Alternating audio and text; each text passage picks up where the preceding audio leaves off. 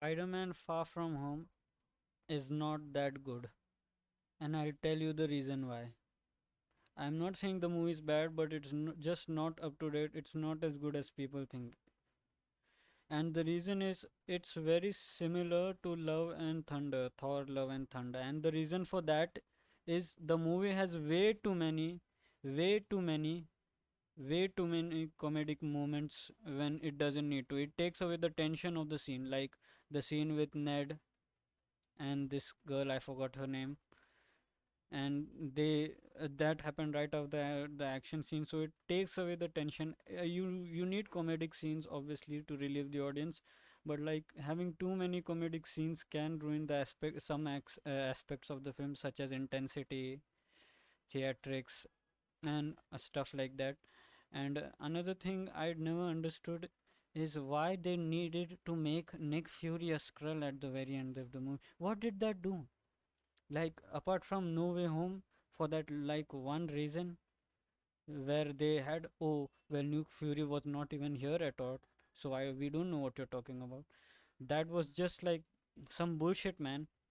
It was some plain bullshit.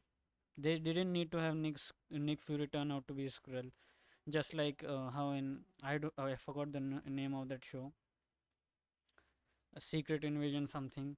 They made Rhodey a skull from back from like Civil War something. And yeah, this I don't even want to talk about this. This was okay. Like this type of character development between these two characters, it was okay. Like from the start, it was very awkward, but then as things progressed, we saw what some character development between these two characters, also including Ned. There was some character development for Ned as well, so that was great. But really, and yeah, he was definitely the best part of the movie, Mysterio. The twist, I always knew that he was going to turn out to be a bad guy, like from the start. Maybe this movie could have worked even a bit better if they did have Mysterio turn out to be a bad guy, but at the very end of the movie, there's another bad guy that comes in. But I'm not like the writer, so I don't know. This is just my opinion. They could have had him be a good guy as well, but yeah, he was definitely a very good villain, very reasonable villain.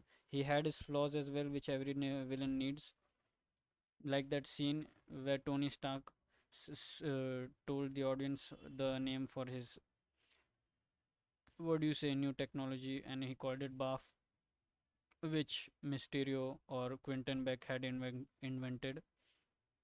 And it actually turned out that no one was actually laughing in the original scene, and that was just his way of like convincing himself that like Tony screwed him over. He was a good character. Another thing I didn't like this about this film at all was that they made way too many references to Iron Man. Now I understand that Tony had died. They could have had just one great scene of him like going to the grave of Tony and telling him, Mr. Stark, I'm sorry I failed you. Like after like he gave Quentin the glasses, maybe he sees like a picture of Tony like in Europe, in Prague, or maybe in the Netherlands, and he sees that after getting hit by the train, he sees people, maybe some kids looking up to Tony. Hey, there's Iron Man, and he goes and he thinks to himself, "I'm sorry, Mr. Stark, I failed you." But they had way too many scenes regarding Tony. Just one big scene would have been more than enough. He's not Boy Junior. He's Spider-Man, so that's another thing I didn't like about the movie. And how could Peter's character have been so gullible to give Quentin the glasses already when he only knew him for 2 days? You would think he would maybe like see him a little bit more, understand him, get to know him a little bit more. And a guy like Quentin doesn't even really need those types of glasses since he's a magic type of guy.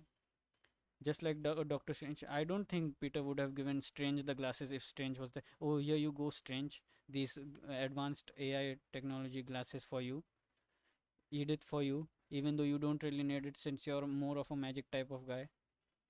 So, and Mysterio accepting it, I guess, yeah, in hindsight, it does make sense, but you would think he would just straight up refuse. It would have made more sense also if Peter had pushed a little bit more for Quentin to, maybe he had pushed this to agenda to Nick Fury, that see, this is the guy that needs the glasses, this is the guy that should have the glasses.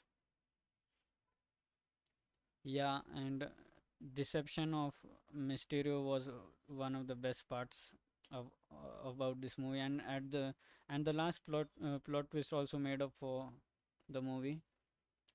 Not a plot twist, I guess, a teaser of the next film with Peter's identity being revealed to the whole world as Spider-Man, or I guess Spider-Man's identity being revealed to the whole world as Peter Parker. And yeah, that's that, guys. Too many comedic elements in a film that is meant to be mostly serious kind of ruins the film. That's just like my thought. And many of those scenes involved Ned, that girl, I forgot her name, and the awkward moments between MJ and Peter were really good. Nick Fury, even Skrull Nick Fury was also very good. I'm not going to lie, but just he was a Skrull, so like I don't know what you want me to say about that. That's that. Yeah, these two were definitely the saving graces of the movie. Tom's acting was also phenomenal in this movie. MJ Zendaya was good. Ned Leeds, the actor for Ned Leeds, was also good. I forgot his name. Sorry again. Samuel L. Jackson was good. Jake Gyllenhaal was good. I guess this girl's acting was kind of bad, but I guess who cares? She's like a side character, right? It wasn't bad, but it was just like kind of corny and cheesy. And yeah, the ending sequence of the movie was absolutely phenomenal with Mysterio getting the drones fired up. It was good. It was really good. I just like wish they had done more with Mysterio being a physical kind of guy, not actual magic, but like more deception. Maybe he has like a knife, like what Joker had, like a knife in his boot, or maybe like some sort of physical deceptions as well.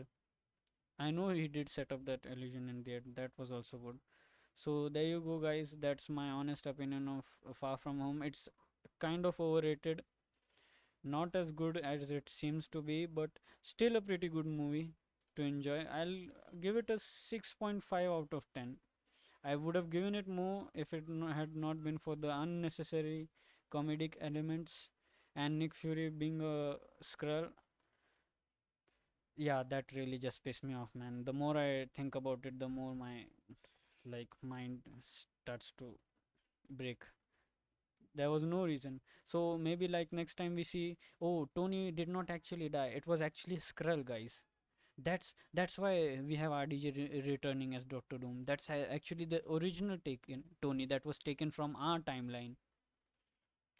He was kidnapped and then transformed by Mephisto into Doctor Doom. Wow, what a plot twist, man. Sorry, guys. I just needed to get this off my chest. It's still a good movie. You can definitely enjoy it. The action scenes were the best part.